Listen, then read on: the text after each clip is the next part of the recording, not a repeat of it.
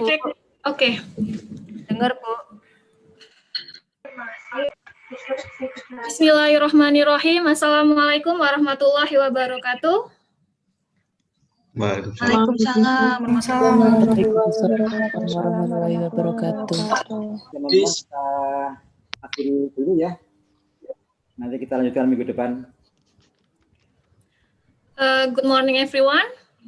First of all, Honorable to the Speaker, Associate Professor Dr. Norsida, Honorable to the Dean of Agricultural Faculty Universitas 11 Maret, Profesor Dr. Insinyur Samanhudi SPMSI, Honorable to Head of Agribusiness Study Program Universitas 11 Maret, Dr. Insinyur Sri Marwanti, Honorable to Lecturer of Agribusiness Study Program Universitas 11 Maret, and thank you very much for to the audience. Let's thank to Allah because of His bless we can meet and gather today in the guest lecture of farm management. Even we can meet directly due to the COVID-19 pandemic. I am Refa Al-Hairia as the lecturer of Agribusiness Study Program. Here is as moderator will guide this lecture. Okay, we have to go to the next agenda. First is a greeting from Head of Agribusiness Study Program, Universitas 11 Maret, to Dr. Insinyur Sri Marwanti. Time and screen is yours.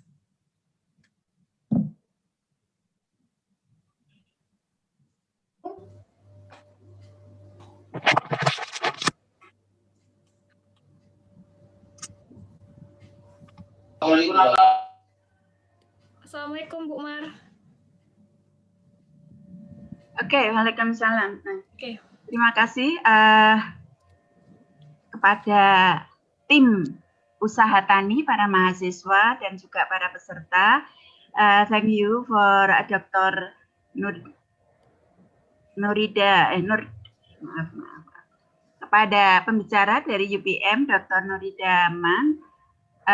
Thanks for your joint lecture and share your knowledge to my student in 11 Maret University.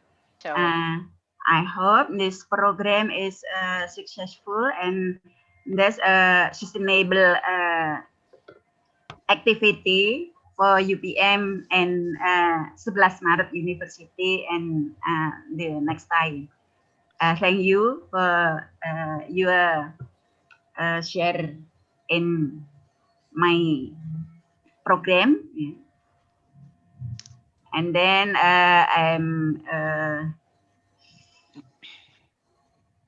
pada para mahasiswa, ya, selamat untuk mengikuti dan waktu saya kembalikan kepada Bu Reva. Thank you. Okay, thank you very much, Dr. Insinyur Sri Marwanti.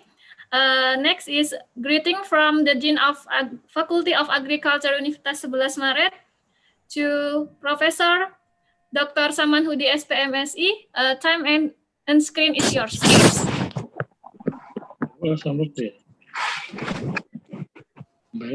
Thank you, Bu Refaul. Bismillahirrahmanirrahim. Assalamualaikum warahmatullahi wabarakatuh. Good morning, everyone. Here, Head of Study Program of Agribusiness, Faculty of Agriculture, Universitas 11 Maret, Dr. Sri Marwanti. The honorable speakers today, guest lecturer Associate Professor Dr. Norsida from Department of Agribusiness and Bioresources Economics, Faculty of Agriculture, University Putra Malaysia, UPM Malaysia. Here are the participants of this guest lecture, our student from Universitas 11 Maret. Thank you for the Head of Study Program of Agribusiness, Faculty of Agriculture, Universitas 11 Maret, Dr. Sri Marwanti,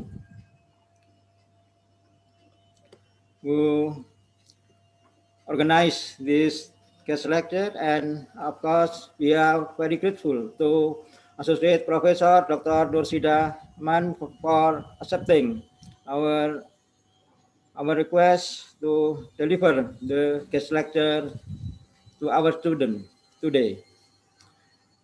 The topic of today's lecture about farm management in response to megatrend in agricultural sector is very important regarding the facts that the role of farm management is very important to develop agriculture. Therefore, we need to understand how to manage the farm management in the future. Also, our university, Universitas 11 Maret, is one of the outstanding university in Indonesia, and we are keeps on reaching our status as a world-class university. Therefore, this international guest lecture is very important to support the goals. So, today, Associate Professor Dr. Norsida will share her expertise on the practices in the farm management. And I hope our student knowledge on the farm management will be improved by this lecture. Associate Professor Dr. Norsida we appreciate your acceptance. Thank you very much. Please enjoy this lecture. Finally, I would like to say please have a nice lecture, and I hope we will have more collaboration with Associate Professor Dr. Nursidaman, not only in collaborative lectures, but also in research and collaborative application. To fulfill the request from the organizer, I would like to officially open the general lecture today by Bismillahirrahmanirrahim. Thank you and enjoy this lecture. Wassalamualaikum warahmatullahi wabarakatuh. Waalaikumsalam warahmatullahi wabarakatuh. Thank you very much to Professor Samanhudi. Okay, before we go to the next agenda, I will read the rule of guys lecture today. This lecture will be divided in the two sessions. First session is the presentation of course material from Associate Professor Dr. Norsidaman, and the second is discussion or Q&A session. For the audience who want to ask, you can write the question in the chat room or in column comment if you watch this lecture from YouTube, or you can ask directly by raising your hand in the second session. Okay, first I will introduce our guys lecture. Associate Professor Dr. Norsidaman. She works at Department of Agribusiness and Bioresearch Economic, Faculty of Agriculture, University Putra, Malaysia. She took PhD from the PSD Agricultural Economic and Management, Japan. And her field of specialization are agricultural extension, agribusiness, and agricultural economic and management. She has many publications as long as her career as lecturer and scientist is recorded 68 journal, 2 book, and 3 chapter in book. Okay, in short time, I will give opportunity to Associate Professor Dr. Norsidaman to present the course material maybe in 50 minutes to present the course briefly. And to Associate Professor Dr. Norsidaman, time and screen is yours. Okay, thank you very much for moderator, Ms. Refaul. Okay, I would like to appreciate for the invitation by the faculty. I'm not sure you, but the 11 Maret University. Thanks a lot. Thank you very much to the dean of Faculty of what, Agriculture, isn't it? Okay, Faculty of Agriculture. Yeah, Dean Suman Hadi, if I'm not mistaken. Sorry, because it's online, I not capture your name rightly. Then thank you very much for head department, Dr. Sri Marwanti, and especially Dr. Enois, because she contacting me and approached me to invite me as a lecturer for this session. Then thank you also, thank you also to the other lecturer. I cannot recognize, or I cannot know who is a lecturer here, who is students here. So forgive me. So I'm very glad to give a lecture to your student. This is first time I collaborate with 11 Maret. I always met somebody from 11 Maret who did come to Malaysia, UPM. However, I think the first time I met Sri Marwanti, or I met Dr. Ernois. Okay, nice to meet you. So thank you very much.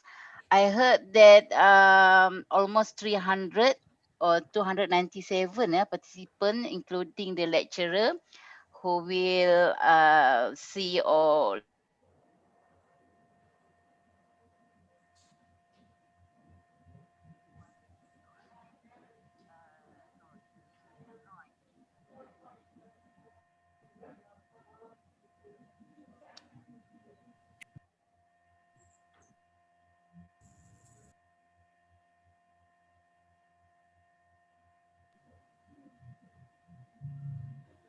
to master and PhD, also at Kagoshima University. So I spent 11 years staying there and then learn about the agriculture, okay, and the culture or ethics of the Japanese. Okay, nice to meet you, lecturers and students. I think you are from agribusiness base or agriculture entrepreneur program. Agriculture program, because Yeah. farm management is for student out of the agriculture faculty. Oh, so okay, okay. So today, I will not share many things about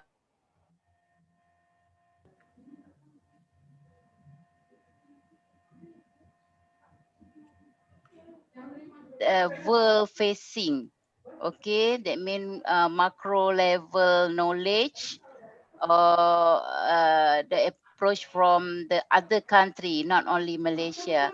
So I would like to show the screen here. I will share. Okay, I don't know how many minutes will be taken for this slide to be finished. However, I try my best. Okay. Okay, talk about the farm management. You need to know that farm management also very important in agriculture sector. The farm management will contribute to the development of agriculture sector, whether in Malaysia, whether in Indonesia or everywhere. So farm management is very important things that contribute to the role of it's to shaping agriculture sector. Yeah. So the title I choose for today is farm management in response to mega trends in agriculture sectors. Okay, what is a mega trends? Later I will introduce, or I will give a lecture on that. Okay.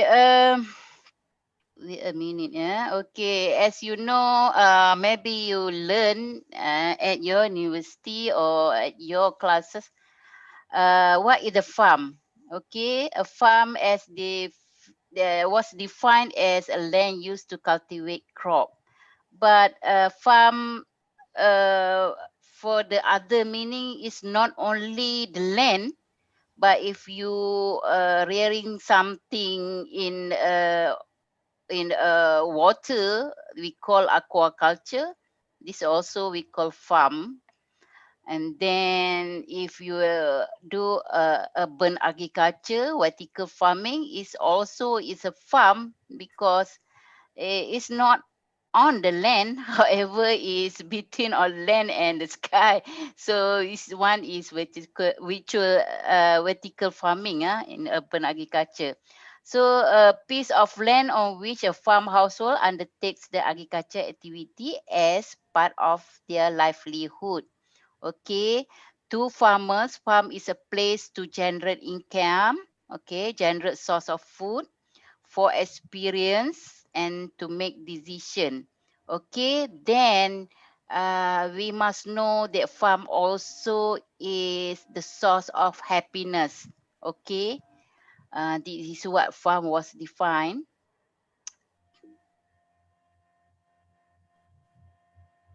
Okay, management according to Fredericks and Harold Kuhns, ini kalau kita baca di buku or material in internet, we can find this name.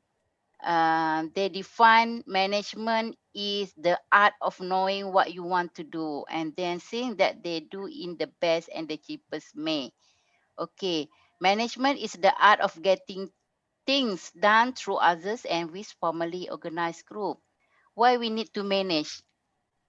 Okay, management or we call in bahasa is pengurusan. So many things to need to be managed, must diuruskan, mesti diuruskan supaya teratur. Apa benda pun akan menjadi teratur dan we can achieve the target or the goal or the objective. Okay, so that's also for farm management.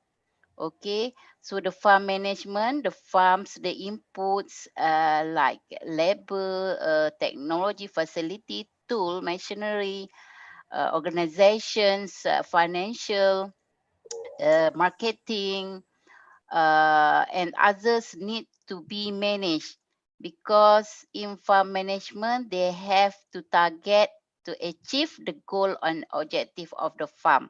Okay, so farm management is a decision making sign. Betul tak? Farm management is a decision making sign. Kerana if you want to manage the farm, you need to decide everything. Okay, you need to know what to produce, how to produce, where to distribute the products, and what time you want to grow, what is the risk. Everything is relating to decision making. So as a defined is a branch of agriculture economics which deal with wealth earning and wealth spending activities of a farmer in relation to organization and operation of the individual farm unit for securing the maximum possible net income. Okay, saying about the individual farm at Malaysia, maybe same with Indonesia, we have two systems of the farm, individual farm or family farm, and then we also have plantation. Okay, big scale farm and small scale and medium farm. Okay, next.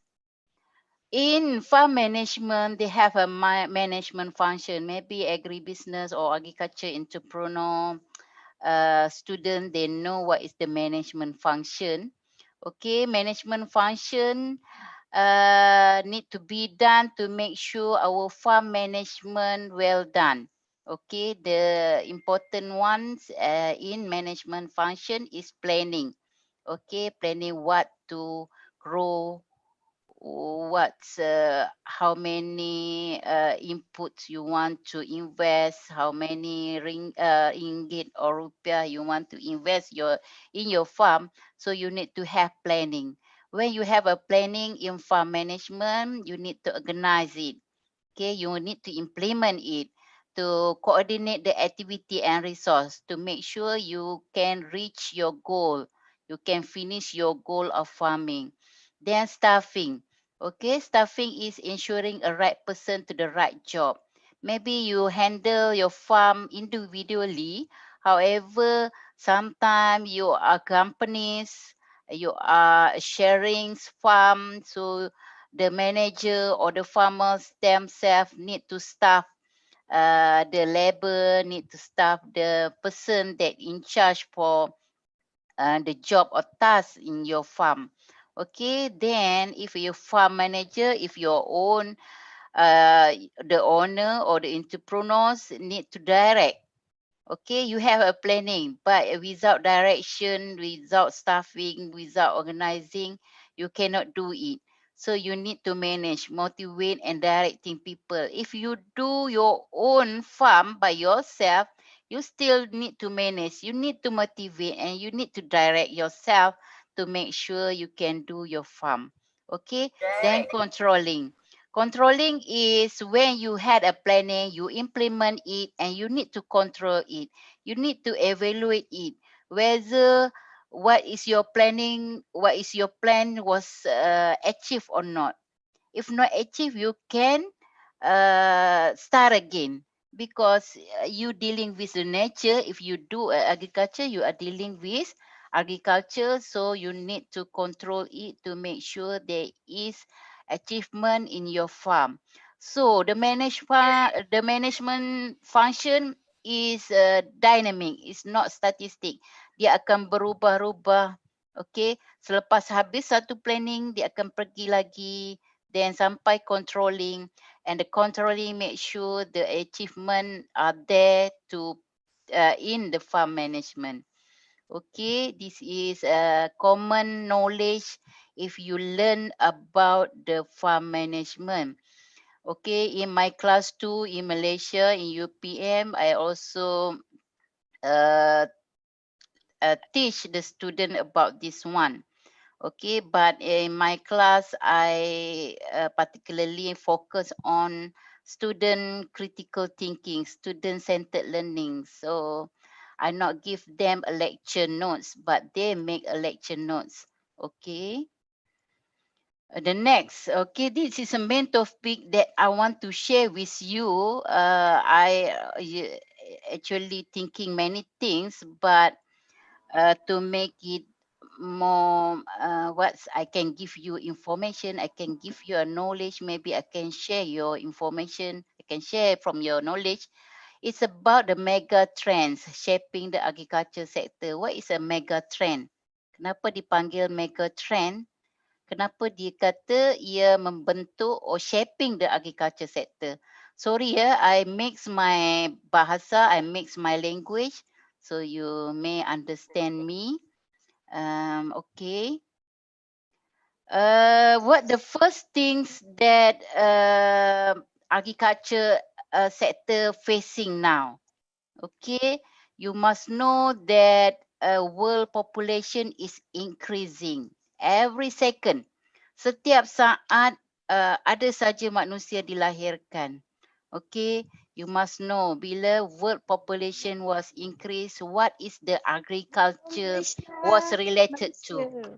Okay, and then it's also related to farm management. This is important things.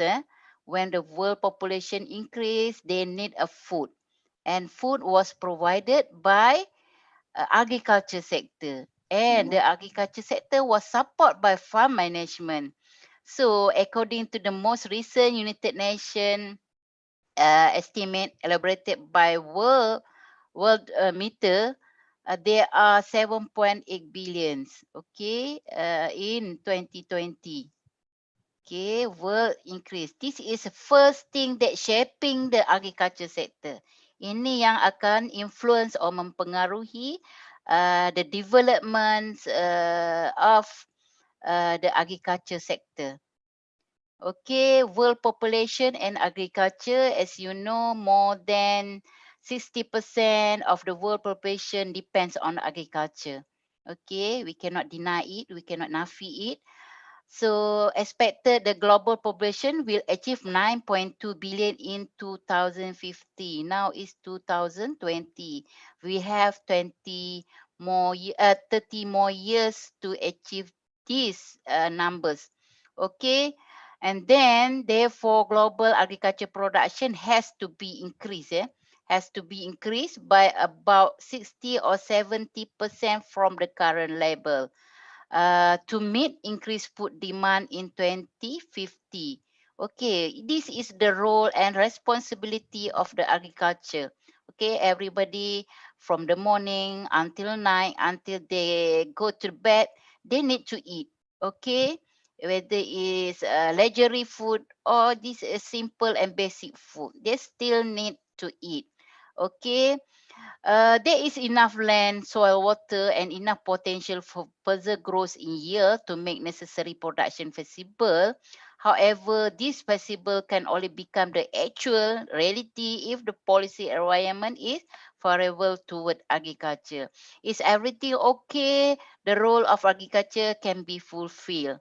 Okay, if not, if there are many natural disasters, there are more impact in climate change, maybe we cannot achieve to produce 60 or 70% from the current level to meet the increase of food demand. Okay, so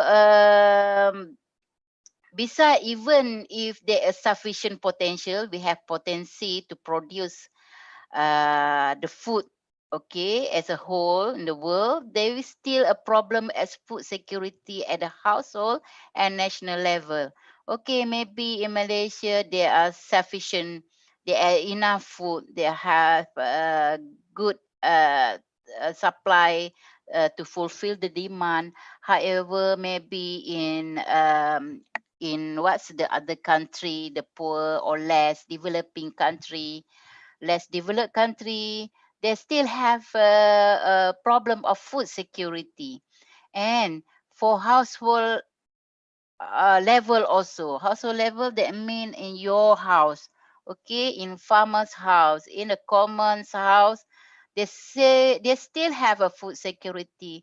They only can make 4,000 rupiah or 10,000 rupiah every day their income, so they are struggling to buy a food, to provide a food for their family's member. So they we call is household level food security, or they have a problem we call food insecurity at the household level.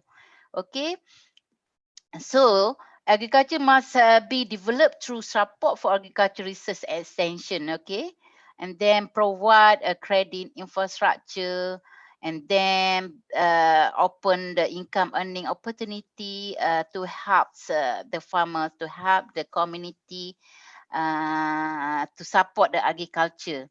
Okay, only that local food insecurity will remain widespread even the midst of global plenty.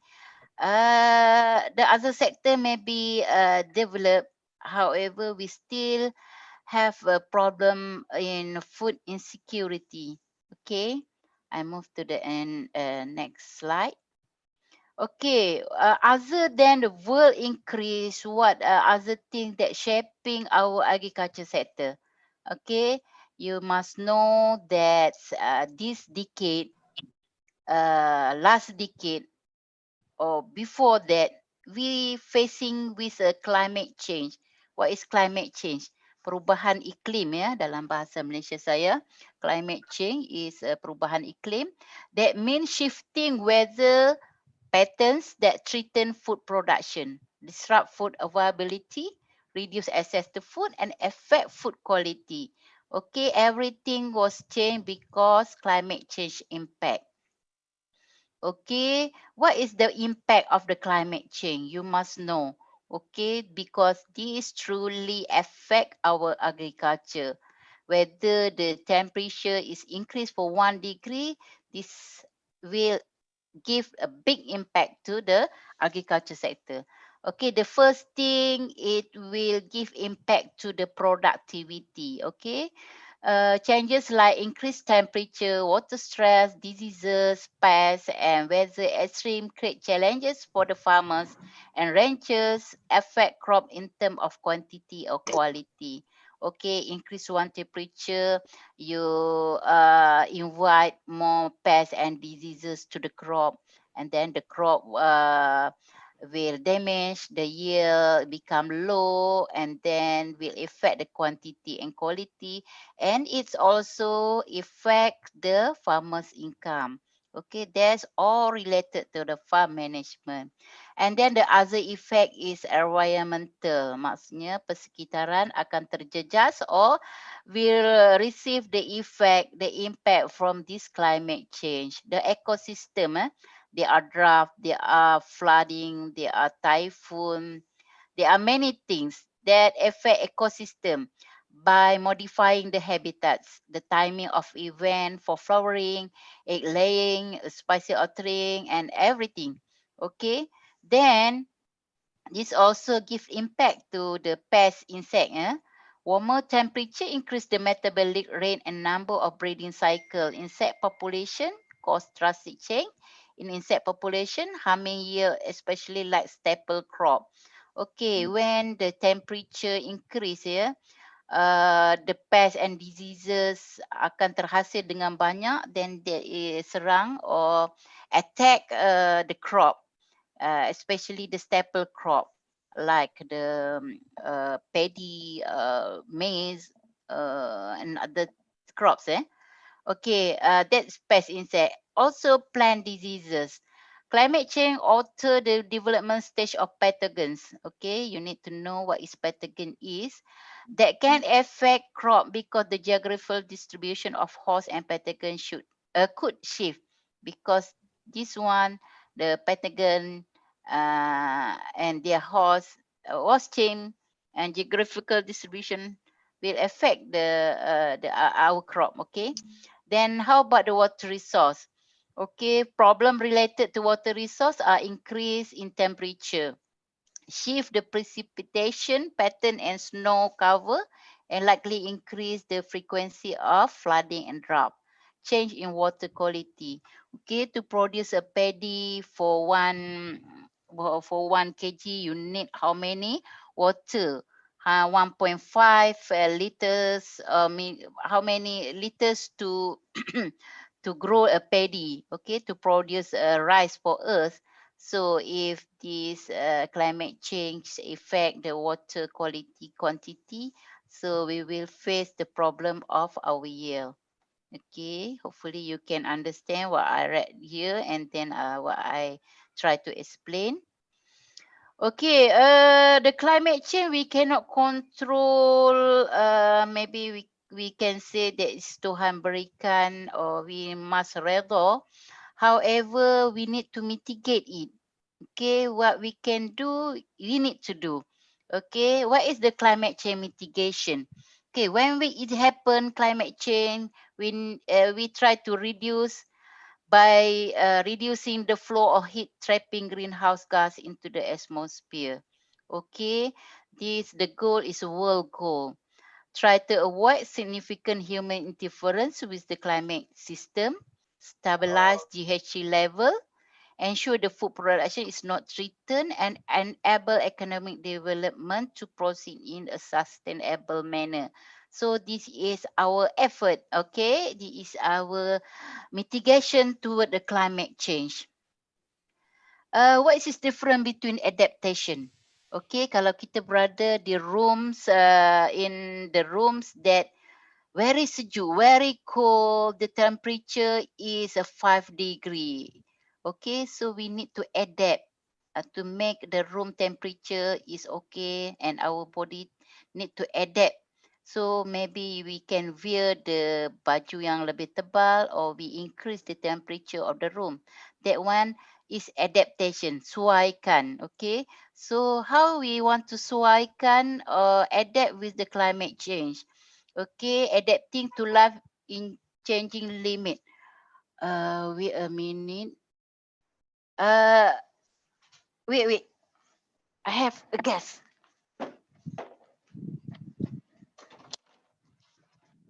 Please, sorry. Abang. Yes. Hurry up. Saya ada kelas.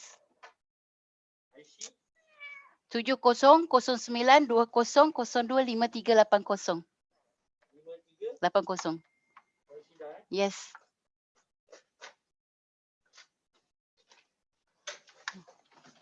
Sorry.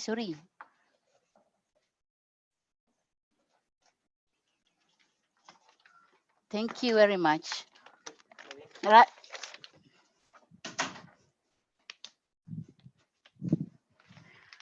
Okay, sorry my class. There are technical problems. There are interruption like climate change too.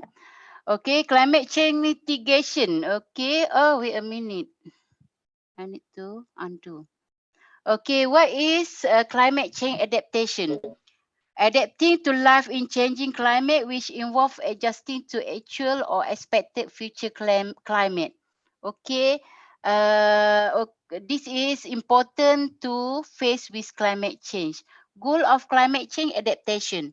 Okay, what we want to try to do to reduce our vulnerability to the harmful effect of climate change.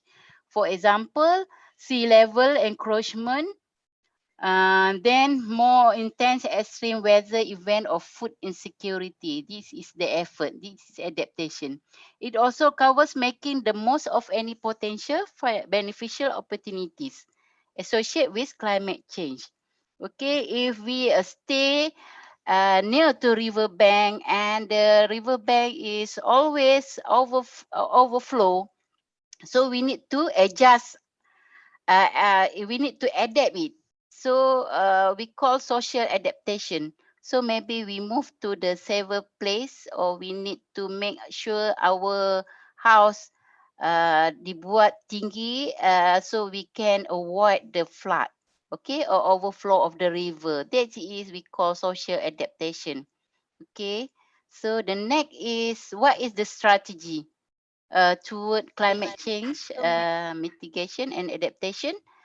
The strategy number one is improving energy efficiency and opting for renewable energy over fossil fuel, promoting ecological industry, agriculture, then reducing the flow of heat trapping greenhouses, enhancing the sinks that accumulate or store this gas, replanting forests and restoring damaged ecosystem, diversifying crop. Okay, this one is we call climate change mitigation and adaptation strategies to facing with the climate change. Okay, when we said food security, what is food security? Everyone in Indonesia, in Malaysia, they need to have a food. Okay, untuk kelangsungan hidup mereka, to make it live. Okay, a measure of availability of food and individual ability to access it. Okay, this one, the main topic, the main agenda to the every countries in the world. Okay, whether food security is okay in Malaysia, is whether food security or jaminan bekalan makanan ini is okay for Indonesia, for Singapore, for the Philippines, or other Asia or Africa continent. So this is the main thing that shaping of our agriculture sector. Okay, this is a talk about the availability of food, ada or tidak of food to individual to access it. Okay, before I talk about the food insecurity, I would like to talk about the self-sufficiency level. Okay, there are misspelling here. Self-sufficiency is a ratio between national primary energy output and consumption of primary energy in a given year. Okay, for example, Malaysia paddy or rice self-sufficiency level only at 70%. Okay, Malaysia cannot produce more than that. We have a limitation in land, we have limitation in other input, so we only achieve 70%. So 30% of Malaysian rice need to be import from the other country. We have 100% self-sufficiency level on poultry or pig meat. Itu amat berlebihan. Okay, however, for the meat, cattle, meat and mutton, we only 30%. So 70% we need to import from other countries. Also for the dairy, susu dan sebagainya, milk, so we need to import it. Many things that Malaysia not achieve the 100% of self-sufficiency level. Okay, this is become a problem of food security to the Malaysia. I don't know about the Indonesia. Later, maybe in a Q&A session, can I know about it? Okay. What is food demand? Okay. Bila food, bila world increase, population increase, there are food demand, and then food supply. What is food demand? Food demand increasing rapidly as the environmental impact of agriculture expansion, change in food price and per capita inflation determine of food demand. Okay, semakin orang ramai have a income, good income, there are food demand. Semakin ada banyak perubahan, there are food demand also increase. How about the food supply? Food supply is the production of food and its movement from point of origin to use or consumption. Refer to the process that describe how food from farm ends up of our table. Food supply maksudnya bermakna from farm to the table. How it will supply to achieve the consumer. Okay. Next, this is a basic representation of food self-sufficiency about the food produced and the food consumed. However, this one is 2015's data. Okay, and then the differences between food security and food insecurity. You must differentiate the two meaning, two words. Okay, food security is situation that exists when all people at all time have physical, social, economic access to sufficient, safe, nutritious food to meet their dietary need and food preference for an active and healthy life. Okay, food security is not just a poverty issue, it's a much larger issue that involves the whole food system and affect everyone on earth in some way. Okay, these affecting food security today include global water crisis, climate change, land degradation, greedy landings, and etc. Okay, what is the food insecurity? Food insecurity is the disruption of food intake. Okay, ada saja gangguan untuk food intake, eating pattern because of lack money and other resource. Poverty also affect the food insecurity, food intake. Does not necessarily cause hunger, but hunger is possible outcome of food insecurity. Tak sampai ke level kebuluran hunger, but hunger is possible outcome daripada food insecurity. Okay, for example, Somalia, Ethiopia, at Africa continent, they have a food insecurity. Then food insecurity will influence them to be a hunger person. Maybe be long term or temporary. It may influence by a number of factors, including income, employment, race, ethnicity, and disability. Okay, as I mentioned before, this one, food security influenced by megatrend of agriculture. So this is a main topic for farm management to think about. Okay, move to the others is poverty. As I mentioned, poverty have two things. Maybe poverty can alleviate, can helps agriculture, but agriculture also can help the poverty. Okay, what is poverty? Is a common things in the world. Malaysia also have a poverty. We have urban poverty. We have rural poverty. Poverty is the state of not having enough material possession or income. Kita nampak ya poverty berkaitan dengan duit, but other material kalau tak cukup juga, basic things is also poverty. Okay, poverty in agriculture. According to UN 2014, around 1.2 billion living in extreme poverty. Okay, 3 out of 4 of these people live in a rural area, and the vast majority of them living make a living from agriculture or occupation linked to agriculture. Many farm women, children, and men depend on unvarietal balance of multiple livelihood. So hunger is a daily fact of life where access to basic service difficult than for the urban poor. Majority of poor farm family live in areas with medium and high rainfall and significant agriculture development potential. So of farm income represent an important source of their household livelihood. If on farm cannot provide a good income, so the families will go to the off farm income. Okay, poverty can evaluate through agriculture.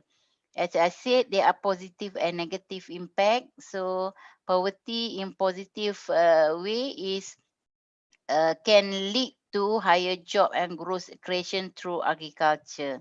Okay, by increased productivity of agriculture raises farm income, increase food supply, reduce food Bikin price, bahasa Inggrisnya provide Indonesia apa greater ngapain? employment Oh ya opportunity, di Malaysia will nih. help us to elevate the poverty. Okay, higher income can increase the consumer demand for goods and services produced by sector other than agriculture.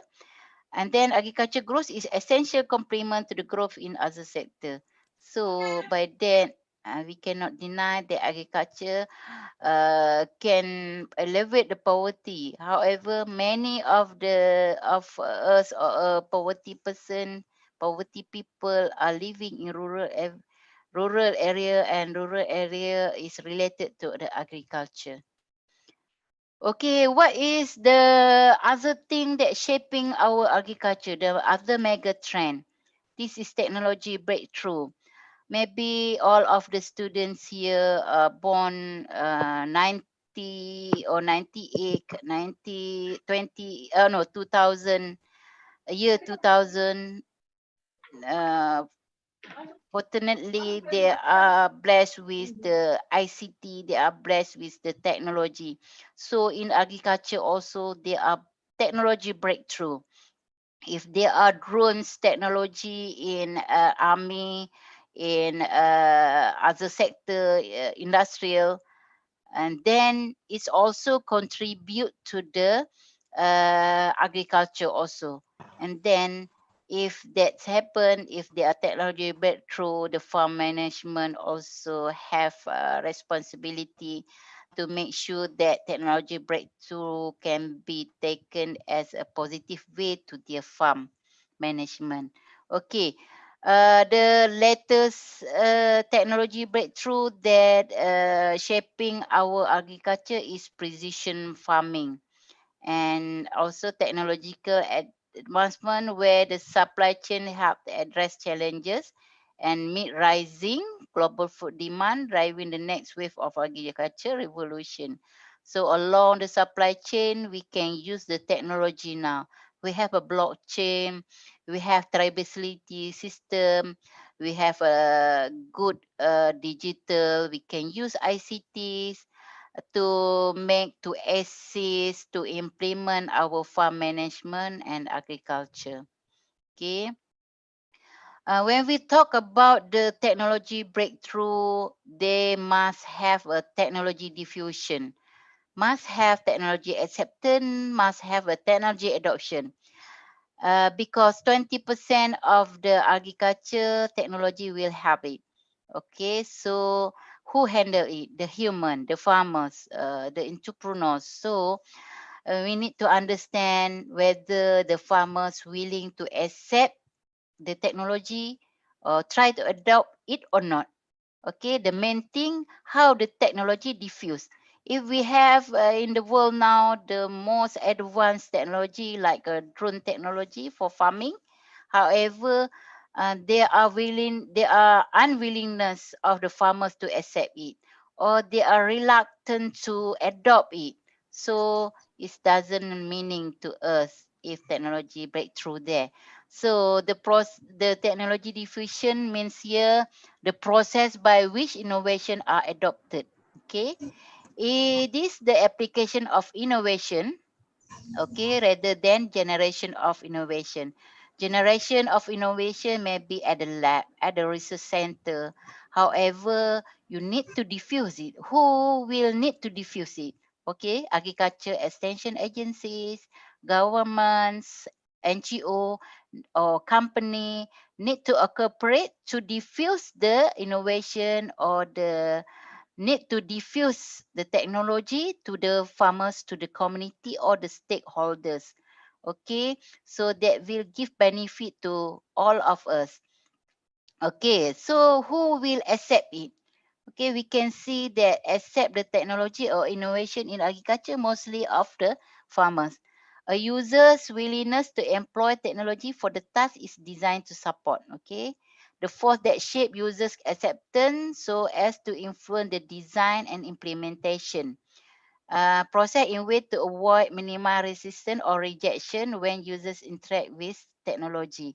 Okay, how their farmers will accept this one. If that technology is not costly, it's not difficult to handle, easiness, there are easiness to handle, and then they can buy, effort to buy, so they're willing to accept it. And how about the technology adoption?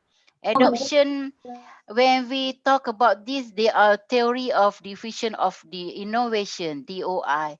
There are different cluster of the group that accept the changes. There are early adopter, majority adopter, laggard, and adopter. That mean this group will accept how they accept the technology. But for the theory of technology adoption, we have technology adoption model term. If you know, if you study about this one, they will adopt the ones of the technology, innovate, looking for the easiness, easy to use. This depend on their attitude, their intention. If they have an intention, willingness, then they will use it. They actually use it. Okay. So as I mentioned, the technology adoption life cycle have a 5 segmentation: innovators, early adopters, early majority, late majority, and laggard. Not all the technology will accept by the community or by the farmers. If he or she is a innovator, is amongst the first person, first person to receive that technology, and after see the innovators adopt the technology, they are the group early adopters.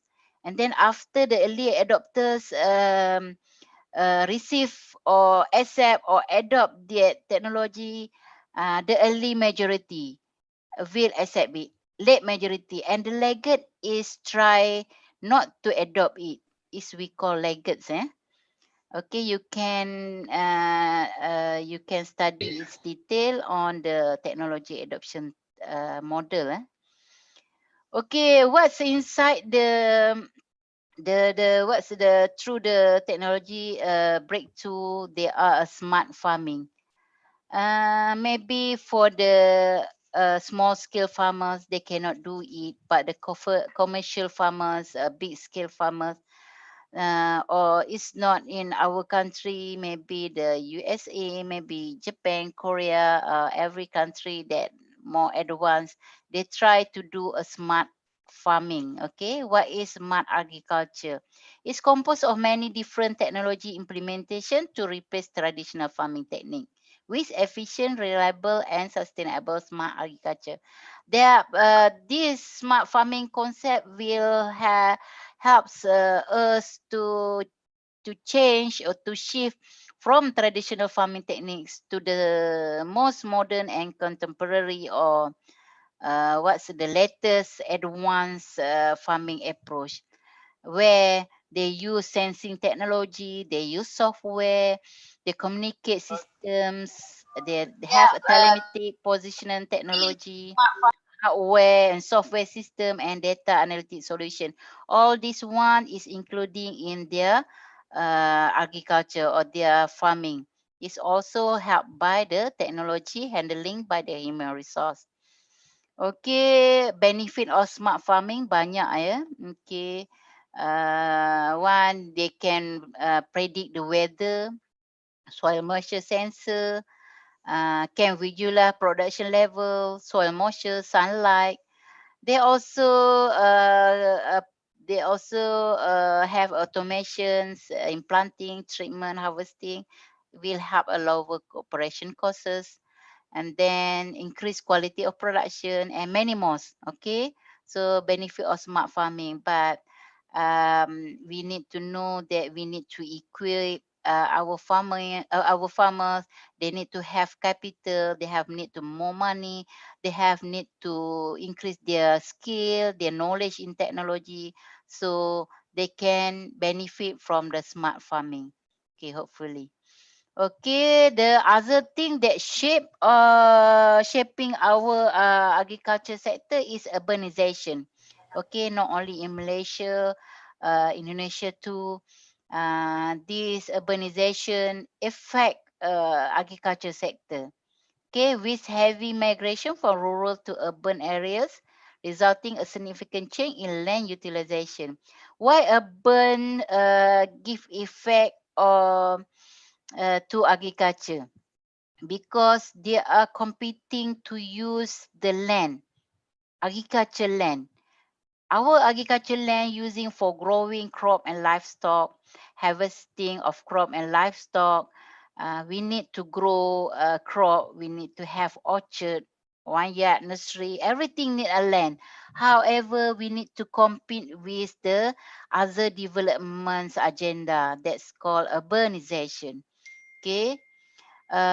This show about the land in the world where it's used for agriculture.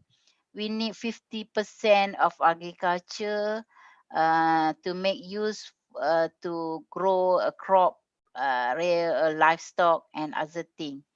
Okay. However, because the competition, the agriculture land will decrease. Okay, the demand for land increasing as the world population grows. Okay, everybody want build a house, want to do a business, want to have the economics activities. So there are no other choice. Then they took agriculture land for their purpose. So mm, agriculture land will compete because of urban development, recreational use, aggregate extraction, green space, transportation corridors. So they make things in agriculture land become less and less. Okay, impact of urbanization to agriculture lead to continuous loss of agricultural land. It's happen, it's a reality. They make a property area, they make an industry area, they use for other purpose. So that is a negative impact to the agricultural land. Okay, what happened to the agriculture distribution system is relating to the marketing. Okay, marketing, that's what's the final stage of the supply chain. So what happened to the system is change, it will shape also our agriculture. Okay, agriculture distribution system, as you know, is relate to supply chain, value chain and logistic in agriculture. In supply chains, there are 3 steps. Okay, rantaian bekalan ini, rantaian bekalan agriculture.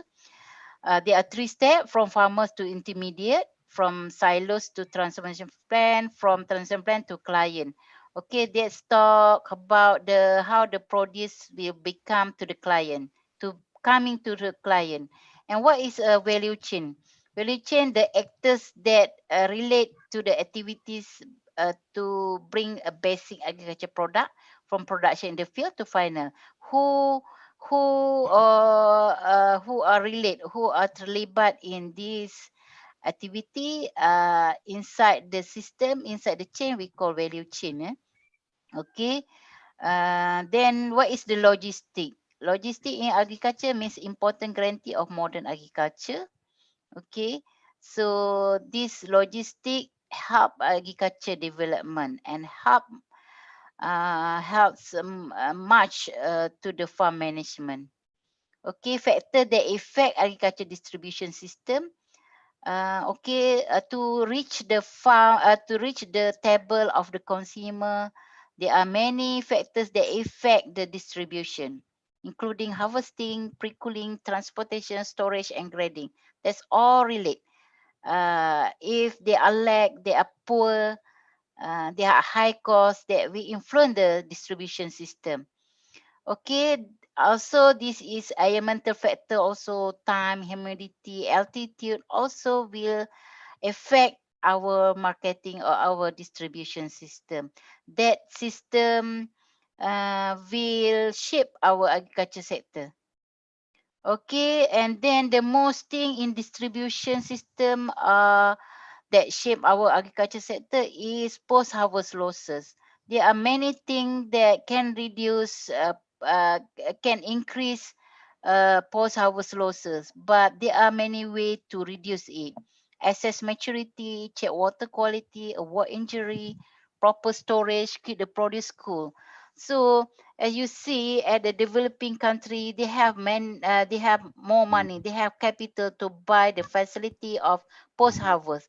They implement the system in their distribution or in their post-harvest handling system, so they can avoid all these things. However, when you go to Africa continental, maybe in our country also, you go to the wholesale market, you go to the community market, there are very much post-harvest losses happen.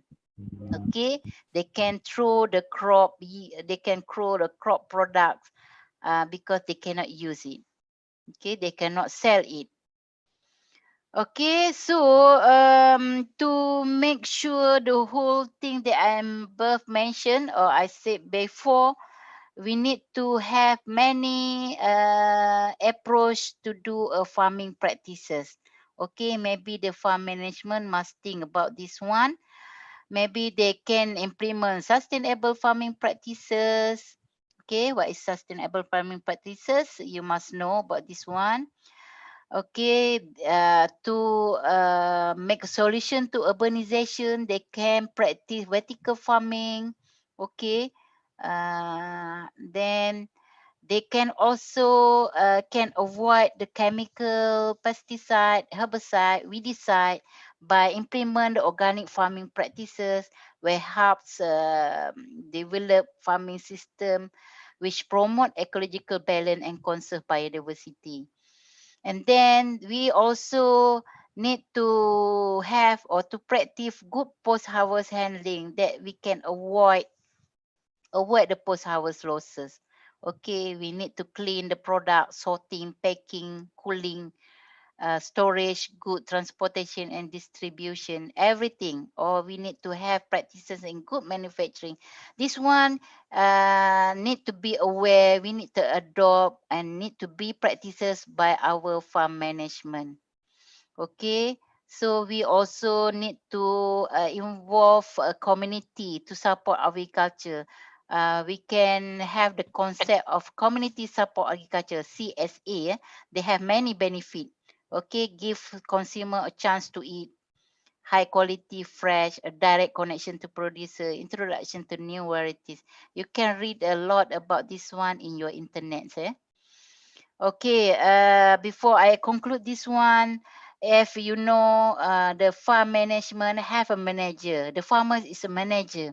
They also a decision maker. They need to decide everything. Okay, if you a farmer, you need to know that you need to decide what to produce, how much money you want to spend, what's about the quantity, how about the quality, where you want to distribute or you market your product, how many labor you need to hire, and then how to avoid the pests and diseases. And you need to have prediction about the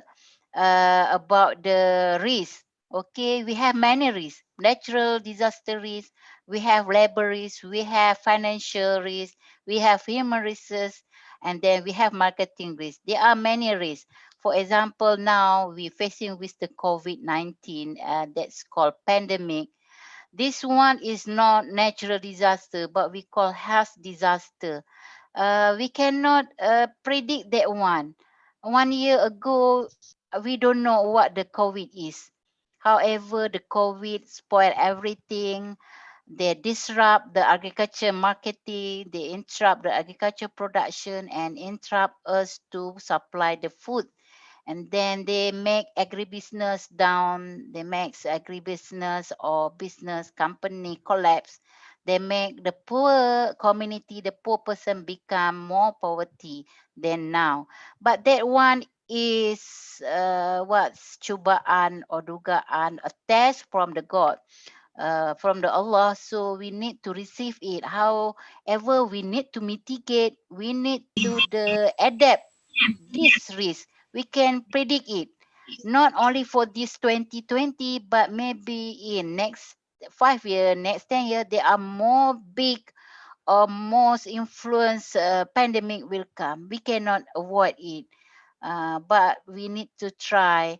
We need to adapt it, and then farm management also need to prepare, because farm management, farmers must know about the weather, they must know about many things.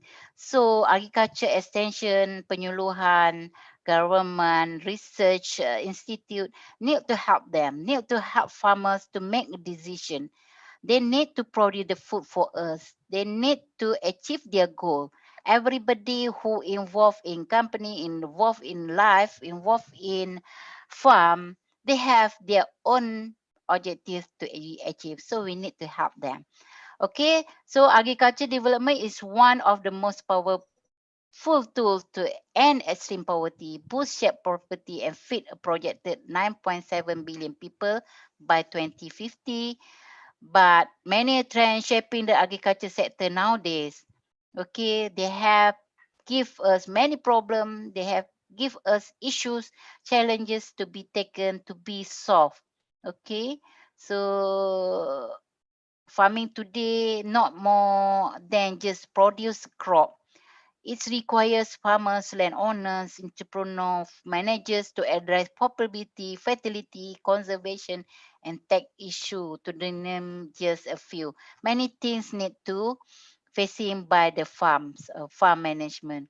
So knowledgeable professional farm manager is come from the students who graduate from agriculture or other than agriculture. They need to be a professional. It's essential for maximizing the appreciation income investment for farmland. Okay, so by that I end my presentation. Okay, maybe it can help you to increase the knowledge. Sorry for not relating to the Malaysian perspective of farm management. However, I tried to share with you the common things that were facing with.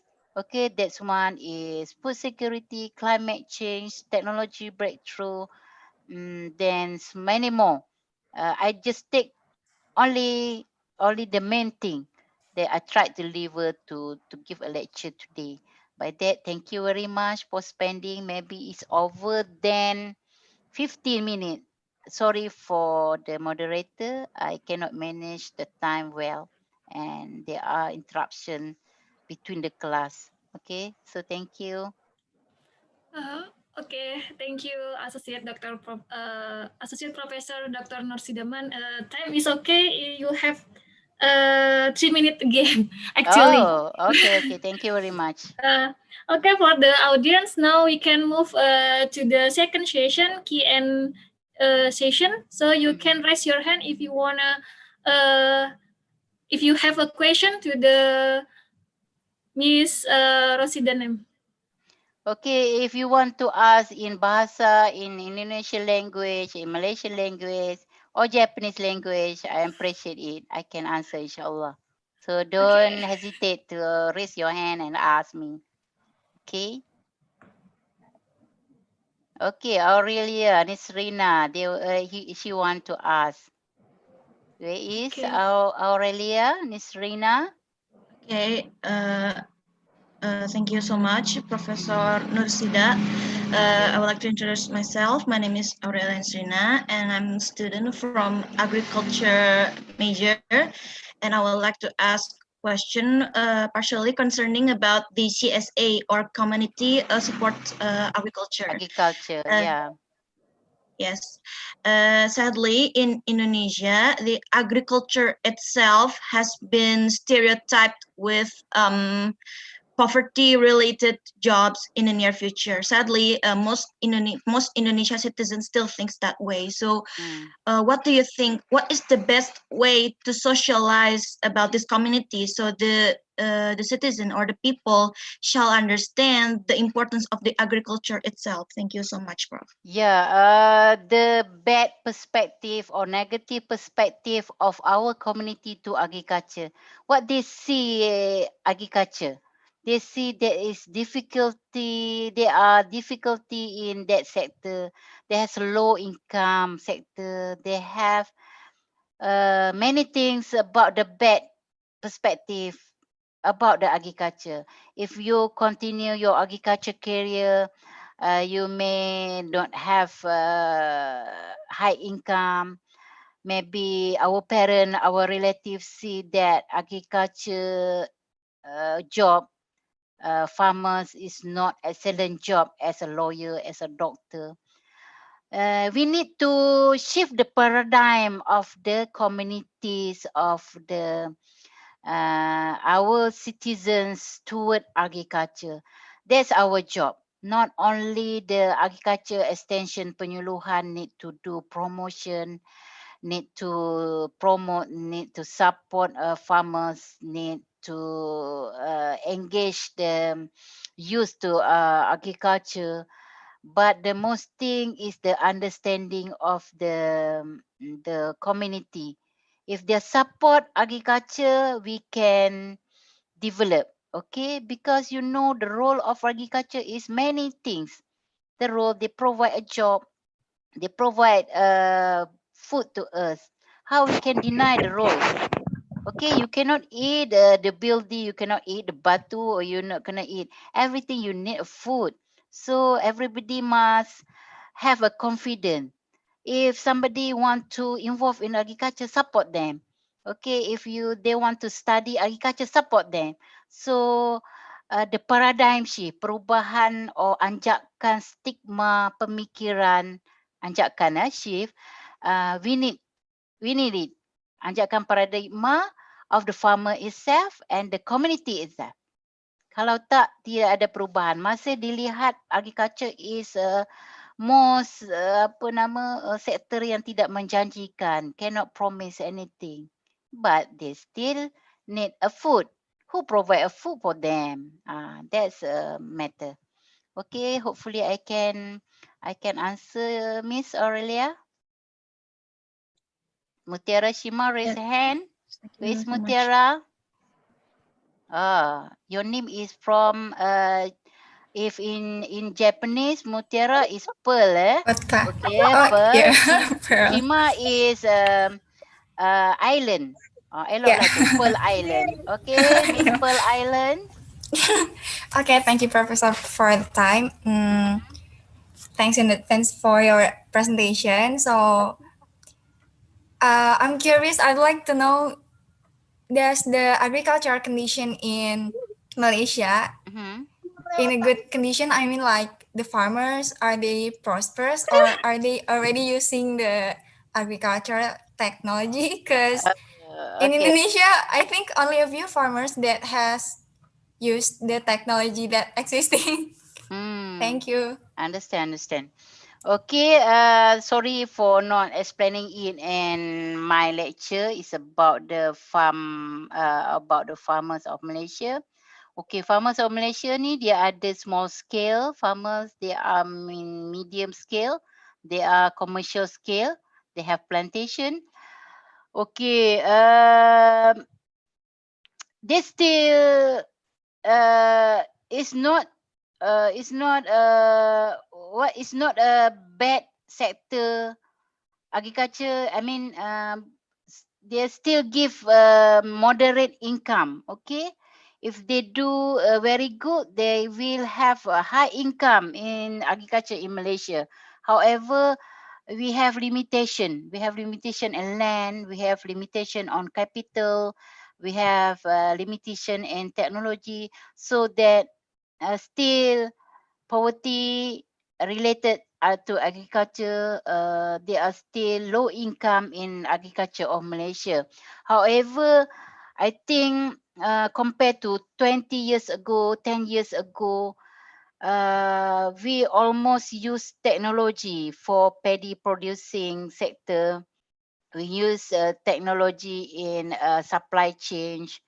We also use a technology here. For example, the most recent, we have drones service provider. So we do our farm management, fertilizing, pesticide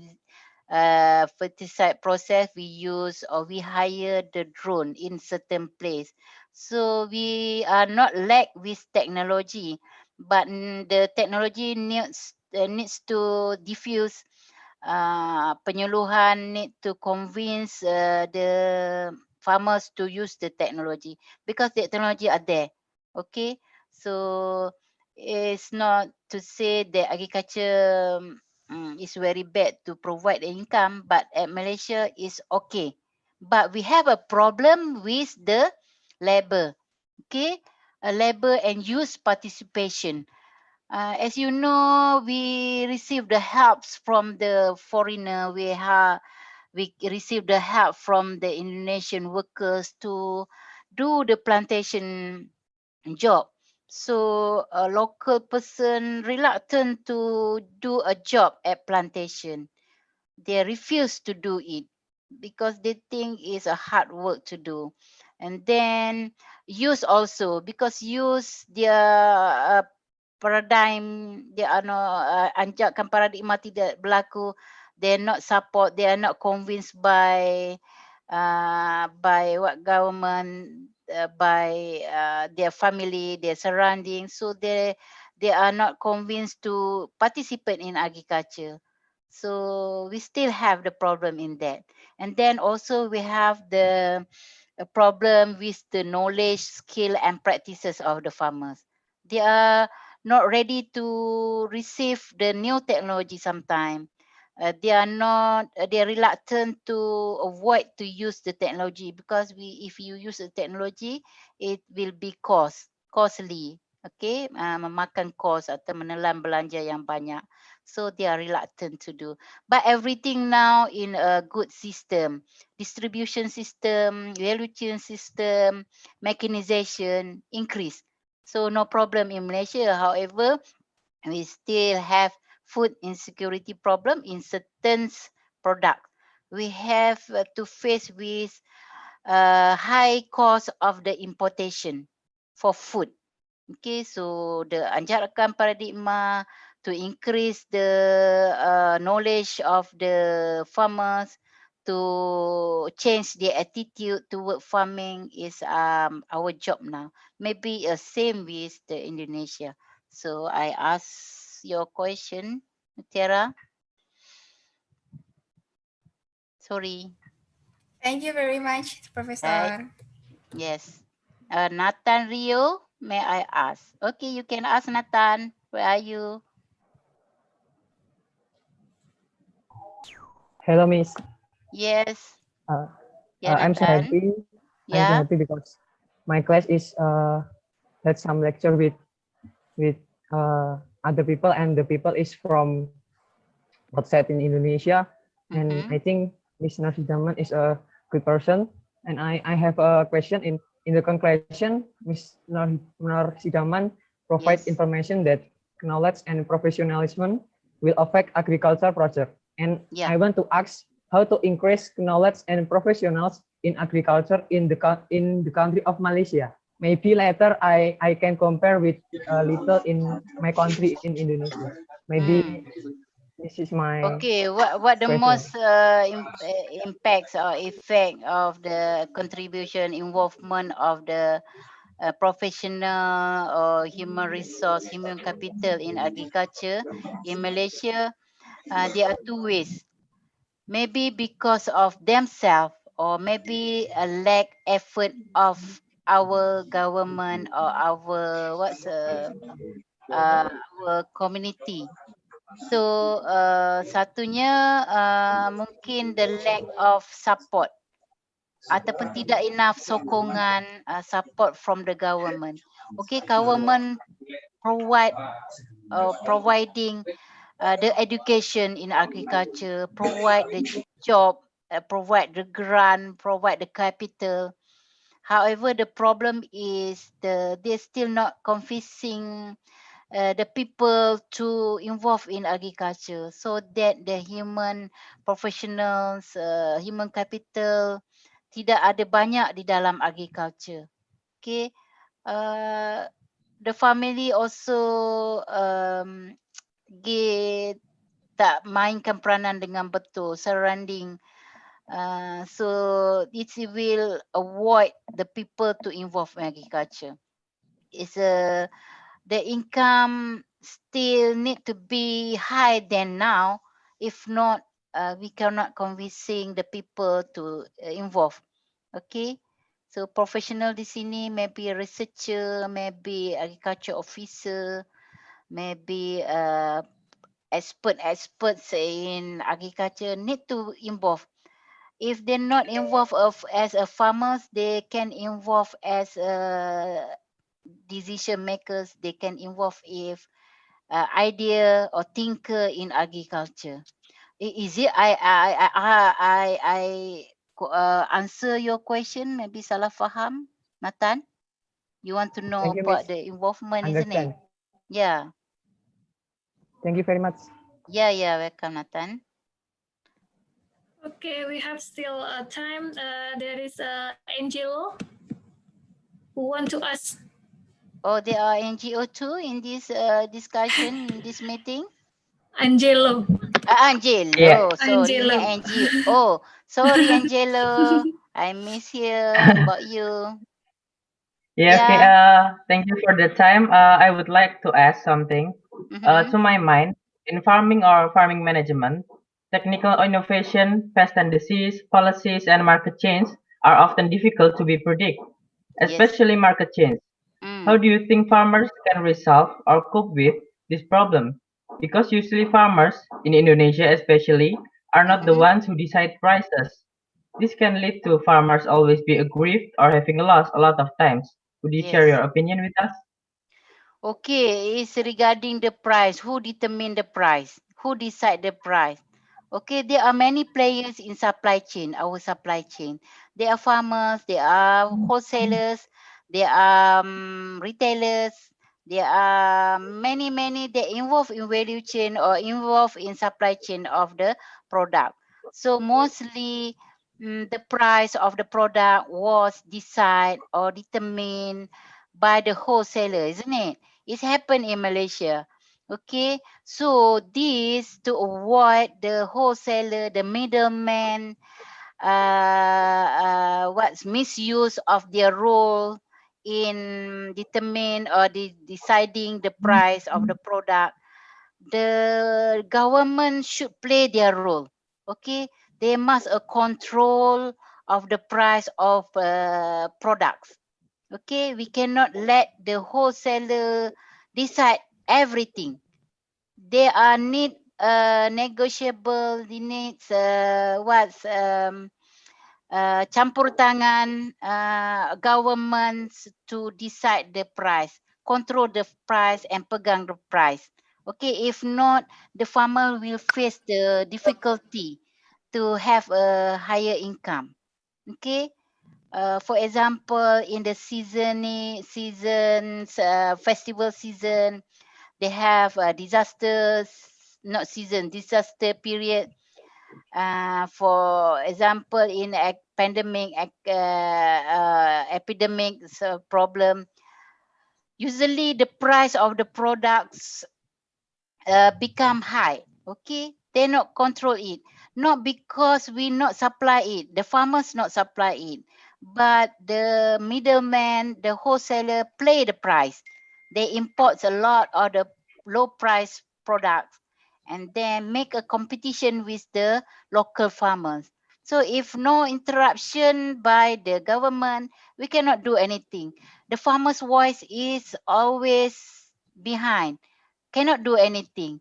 So they are not strong voice. So the government need to help them.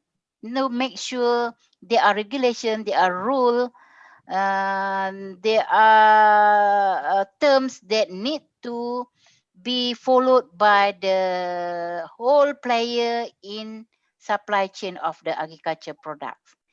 Is it my answer answers your question, Angelo?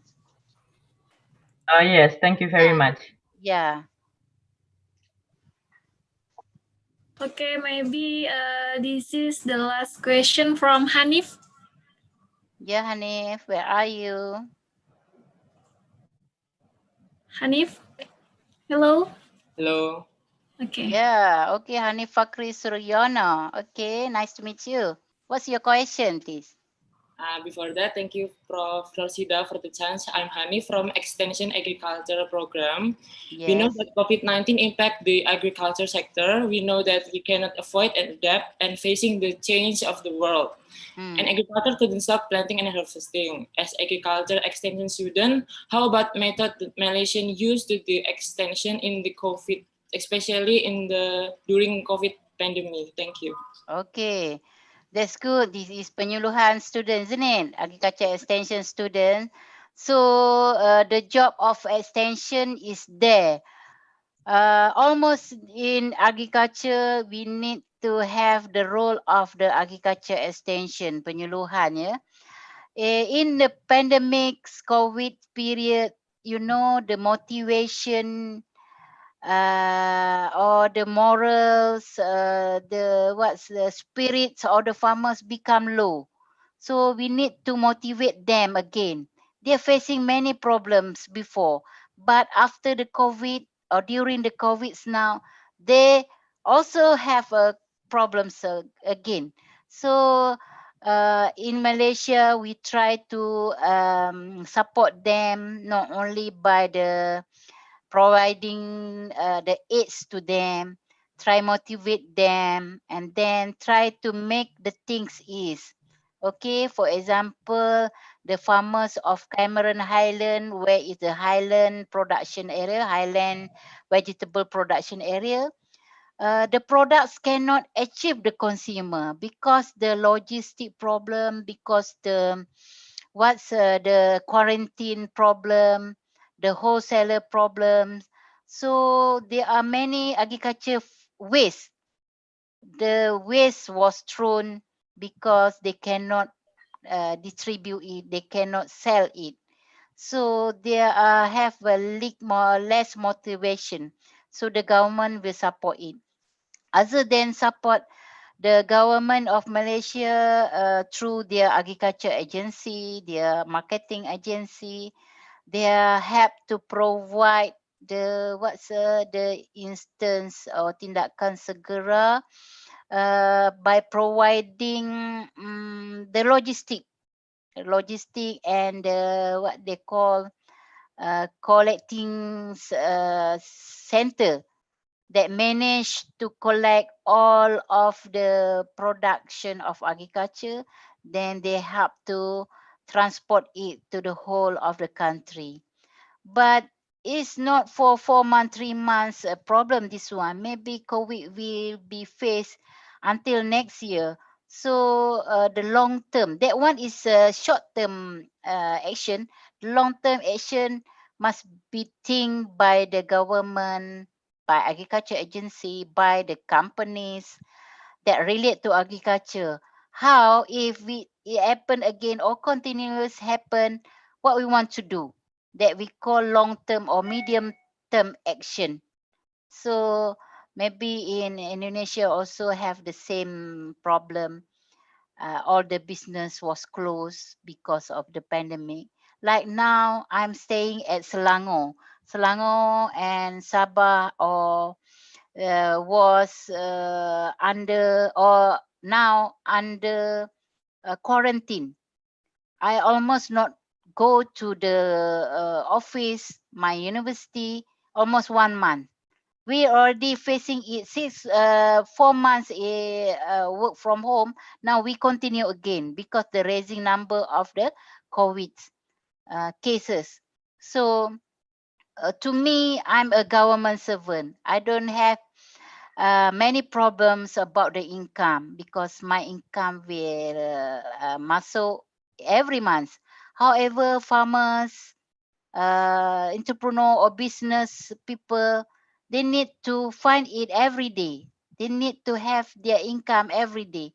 So they have problems in this period. So not only the agriculture agency, penyuluhan agency, but also the R&D agency, university, NGO or company need to think about this one. This called health pandemic or health risk. They can predict the risk. Okay, so can I answer that one properly? So when during pandemi Malaysia not do the penyuluhan ya, Prof? Yeah, do, but they use several methods. They cannot go face to face. They cannot go to the field, isn't it? I don't know in Indonesia, but for Malaysia, agriculture extension officer cannot go directly to consult with the farmers. So we use other approach. We use ICT tools, equipment, methods, using telephone call, using the WhatsApp call, everything that we can use because we cannot stay with the conventional method. We need to implement ICT in agriculture extension method. That's help a lot. Okay, maybe we cannot fulfill occupied the satisfaction of the farmers. However, our agriculture extension officer try their best doing or using the ICT method to contact with farmers. Okay, but now after we facing it 4 months or half of years, the condition become good or become okay again. So no problem about the food supply and food demand during. But during 3 months of the COVID, we have difficulty or we have a problem to find a good products. We go to the mall, we go to the supermarket, we go to the wholesaler or market. We cannot find the good raw material of food. Okay, because there are disruption. Dia panggil gangguan bekalan, supply chain disruption. Because from the farm we cannot receive the food or the products to our table. So there are disruption because of the COVID. Gangguan logistik, gangguan adjustment of the banyak benda. So penyuluhan memainkan peranan yang penting. Okay, as you know, agriculture extension penyuluhan is not involved only a production, but post production. Okay, pre-production, post-production, and marketing. So in Malaysia, they have agency that relate to marketing, relate to the production, post-production. So they manage to facing this problem. So they need to think more. They need to have a plan for long term. Okay. So inshallah I answered your question, Hanif. Okay, thank you. Yeah, welcome. Dr. Norsida, actually the time has run out, but one student still want to ask. Is it okay? Okay. I have a meeting at 2, no problem. Okay. For Sally Anissa? Yes, Sally, where are you? Okay, thank you for the opportunity. Yeah, My Shelly. name is Sally Anissa from Agriculture Extension. Yeah. I'm curious about your opinion. So, which one is the best to do between try to develop the existing farmers to use the sustainable agricultural technology or to shift the young people's paradigm about agriculture so they can and want to contribute in agriculture? Thank you. Okay, this is a main question that almost asked by the persons about the agriculture. Whether we want to use current practices of agriculture, current concept of agriculture, we call this conventional, or we want to have sustainable agriculture. Okay, as you know, we need to make sure our agriculture is okay for our next generation. So we need sustainable agricultural practices. But sustainable agriculture practices need more time, need more patience, need more effort. Okay, but to cope or to handle with world population increment, we need to handle a demand. We need to have production, food production, many food production. So sometimes sustainable cannot do it, but we cannot avoid it. We need to have sustainable. Maybe commercial go to commercial first, but in the same time we need to implement it. We need to protect our agriculture. We need to protect our environmental. We need to protect the agriculture sector in many ways to make sure dia tidak musnah sekarang. We need to generate it to our next generation. We need to make sure our agriculture not give a negative effect or impact to the human ecology or ecological or environmental or economy. Because the role of agriculture is many, is very important. So we need to do in the same time sustainable agriculture practices while to cope or while to handle the problem of food demand. We still need to do a commercial or conventional, but make sure the conventional practices not harm the agriculture, not harm the environment, not harm to the people and the ecology. Okay, so one more thing, what is that, Shirley? I forgot. Actually, is which one is the best between try to develop the existing. Okay, one more about the use, isn't it? Yes. Okay. If can, because the world go to the sustainable agriculture, do you know about the sustainable development goal, where the world, so the other country or the world try to achieve it, SDGs. Okay, so SDGs promote the sustainable agriculture. So if the youth, we need to promote, we need to glamorous agriculture among the youth, try to make them have a confidence to involve in agriculture. So we need to support them, give them aids, give them education, change their mind, and then make sure they use technology in agriculture to make sure the implementation of farming become easy. At the same time, we try to introduce sustainable agriculture farming practices to them, so they know from the early, so they know they can implement it very early and try to measure how to achieve the high profit using the sustainable practices. If they go through the conventional, they go to the current practices, they will not care until end. So it's very hard to change the mind. Want to change the mind to get them involved in agriculture, and then very hard to make sure they can know better or implement better about the sustainable agriculture practices.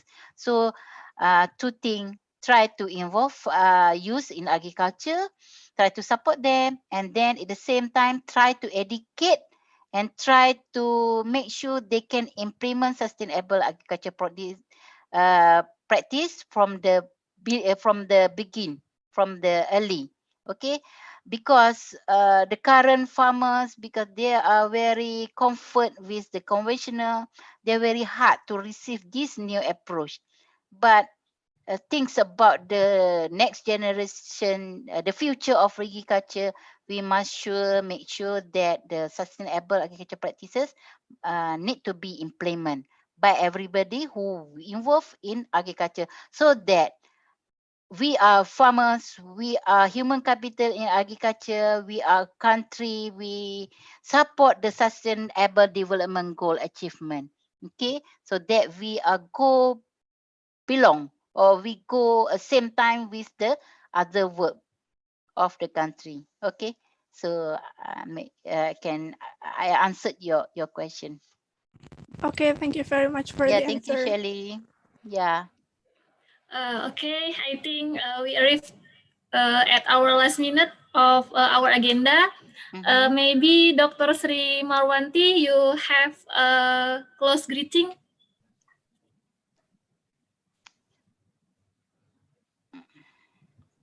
Assalamualaikum Bu Mar.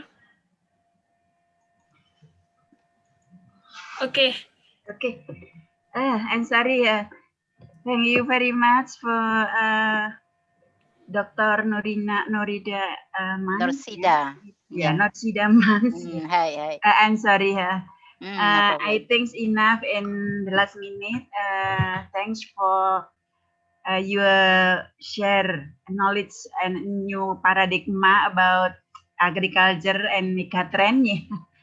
And I think enough in this meeting and disclose in this meeting. Thanks for your welcome.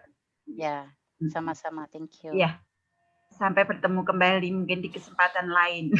Ya, saya nak mohon maaf di sini. Apologize for maybe inconvenient in my talk, in my lecture, because I also not enough experience, not enough knowledge, information to give you. So what I had, I try to deliver.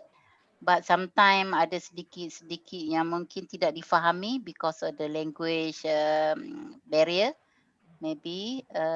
So thank you too, and then mohon maaf jika ada kelemahan my witnesses from me.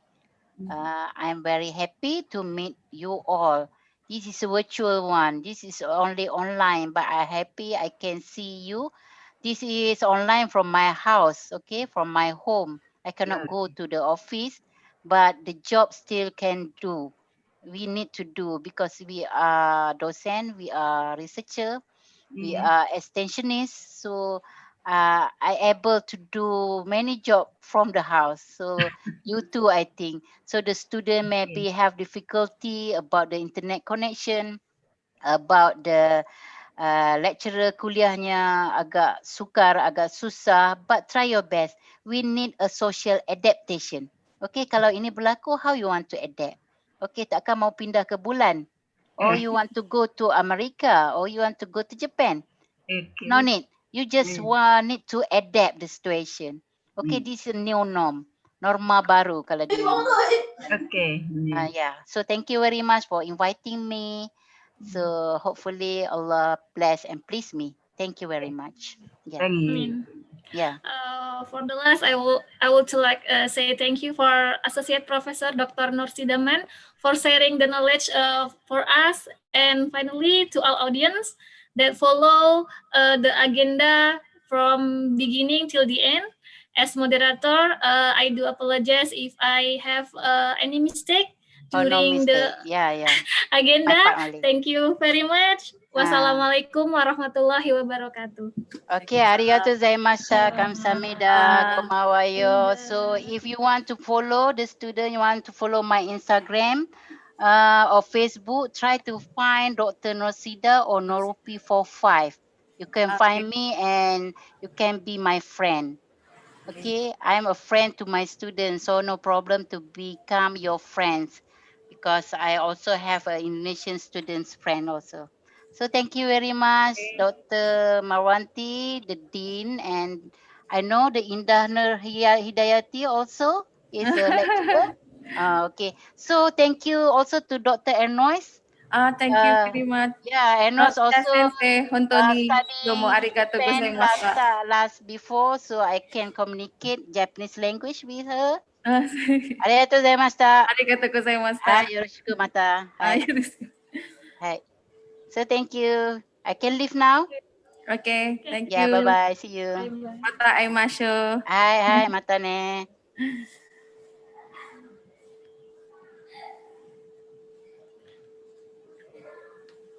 Terima kasih Bu Reva. Terima kasih Bu Riris. Terima kasih Bu Marwanti. Untuk mahasiswa jangan lupa presenting ya di OCW. Ibu, terima kasih. Siap. Bu, aman Bu. Non sponsor. Pesan sponsor. Jadi saya Alim nggih Bu. Nggih. Nuwun. Monggo Bu Mar. Lanjut audit mangke Bu Mar.